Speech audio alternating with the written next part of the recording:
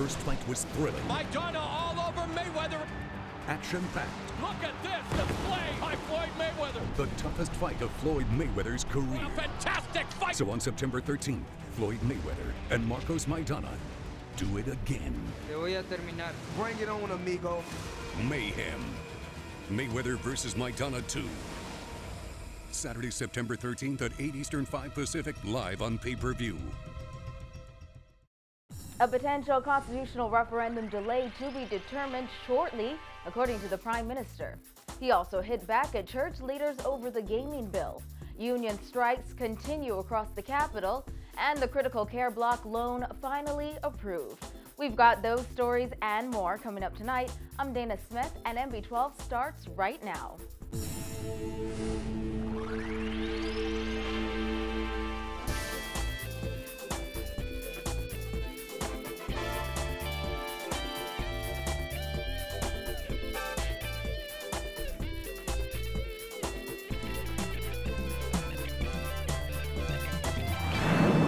News tonight, Prime Minister Perry Christie says government officials will meet either this evening or tomorrow to determine whether to delay the constitutional referendum on gender equality.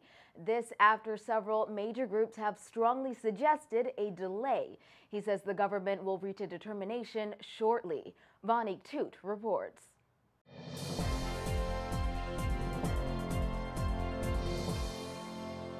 Less than 2 months before Bahamians are expected to vote in the constitutional referendum, Prime Minister Perry Christie hinted today it could be postponed. Speaking with reporters on the sidelines of an event at the Strom Market, Christie said that several prominent women have indicated it should be delayed, and he will be guided by the people. The Constitutional Commission has written Dr. Bernard Nottage as leader of government business in the House, and speaking to the issue of whether or not we go forward. I, in the last 48 hours, have received letters from very significant female associations of women, and individuals, personal leaders in their own right of organizations who are advocating delay to this. I've always said I'm going to be governed by the people in this one. I'm not going to be governed by my own decisions. The referendum, which is set for November 6, is meant to institute full equality between men and women in matters of citizenship and eliminate gender discrimination based on sex. The Bahamas Crisis Center has called on Christie to delay the referendum, arguing that more time is needed for a proper education campaign.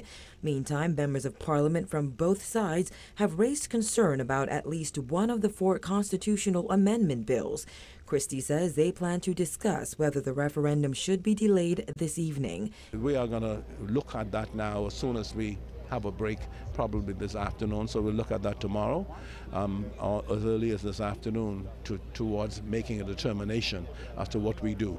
But this has to be led by people, not by the government. When asked how soon government plans to make an announcement, the Prime Minister said, Shortly. Government has delayed the highly anticipated vote on the constitutional amendment bills in the House of Assembly amid ongoing consultation. Leader of government business in the House, Dr. Bernard Nottage, has said that if there is not unanimous support, government will not proceed with the referendum. Reporting for NB12, I'm Vonique Toot. Prime Minister Christie is firing back at Christian Council leaders who wore all black in Parliament during the tabling of the gaming bill last week, insisting he wants to go to heaven, but none of them can take him there. Members of the Vote No campaign say the Christie administration is killing democracy by going against the result of last year's gaming poll. However, Christie says that is not a sinful act. There is no minister of religion in the world that can give me a passport to heaven, notwithstanding the positions they take, right? That I happen to believe and to be buoyed and strengthened by my own conviction, my own faith, and that is what drives me. So whether I'm seen to be doing the right thing or not, so long as I am in the belief that what I'm doing is honestly intended to benefit the Bahamian people, it is not harmful to them, it is not a sinful action that I'm taking, but one that is manifestly in the best interest of the country itself, then I am moving forward. The Prime Minister also revealed web shop and casino operators dished out $1 million to fund government's probe of their earnings. Christie, who was responding to critics who have questioned where the government is getting the money from to conduct an audit, says operators wrote checks from their bank accounts. When people were talking about who's paying for this, they put up over $1 million, the industry, over $1 million so far to meet the cost of investigations we're doing. Oh, really? Yes. Web shops are paying for it? You hear what I'm telling you? I'm saying the casinos pay their share. The web shops are paying their share because all of this is not intended to be a carrying cost to the government. It's to be a cost to the industry itself. And when these people are able to meet the cost, because we said, now we're about to start, we would make a request. We need 500,000, and we go to the lawyers, and we get checks, and checks that are certifiable from bank accounts. Minister of State for Finance Michael Halkitis said yesterday gross gaming revenue is in the region of $600 million, while web shops' gross payout is around $450 million. Christie says he is driven by the need to do what's right for the country. If you see that we could use as a foundation subject to audit, $600 million, how do you think $600 million could be in play from Bahamians? How many thousands, tens of thousands of Bahamians that are a part of making that money available to that market? And logically, we'll be able to find out once we put it to audit, we will have proof positive of exactly what it is, of the many thousands that are doing that. In other news, Trade Union Congress President Obie Ferguson was expected to meet with union leaders early this evening to discuss calling off their national strike after a Supreme Court injunction handed down late yesterday afternoon ordered that the workers head back to work. Kyle WALKINE reports. It's day 2 of this national strike, and despite a Supreme Court injunction ordering that these workers return to their posts, they say they are not going until they see the proof. Truck driver Dwayne Johnson hopes the issue between the government and customs officers is resolved soon because it is causing him nothing but problems. With customs officers on strike, doing business at the customs office for the past 2 days for him has been a headache. It's given a problem with the truckers because we need our work done, the customers need their work, and you go in there putting your papers in, it takes about an hour, 2 hours, and it's a hold up. And it's a problem with the customers out there who trying to get this stuff. But you know, they got to do better. I hope they get it together before the week out.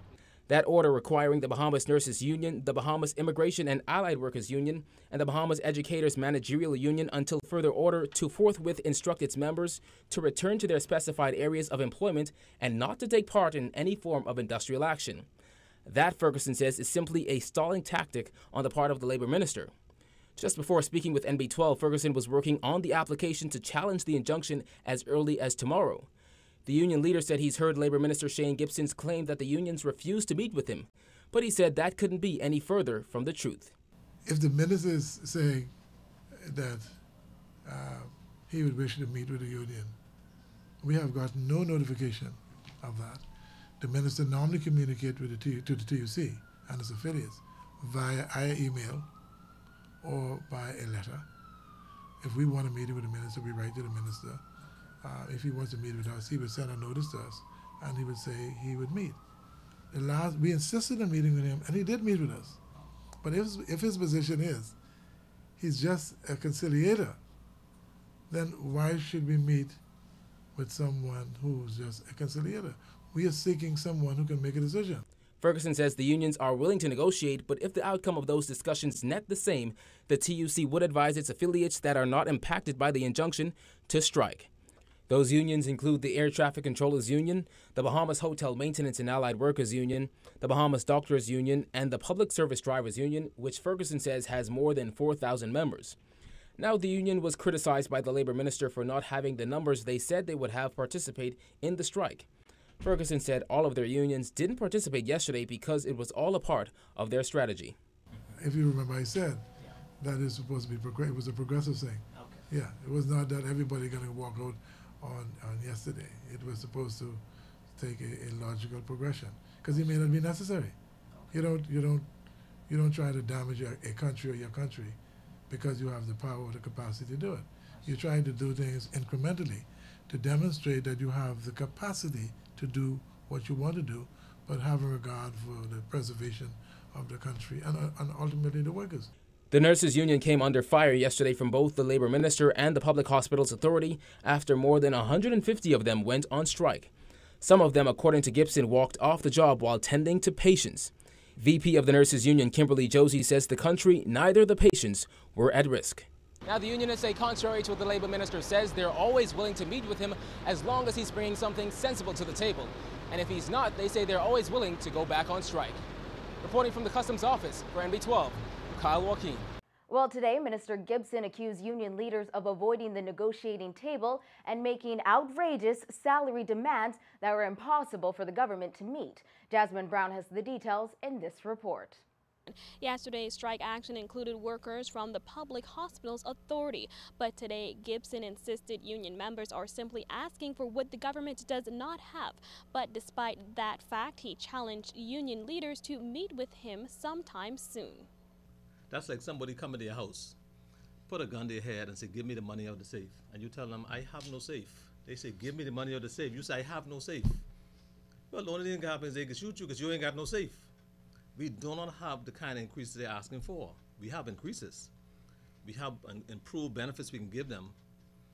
Now, once the economy turns around, Gibson says those money demands are the root of the problem. In fact, he says the issues remained unsolved with some union leaders because he says they are making unreasonable demands of the government. He added that some unions are offering more resistance than others.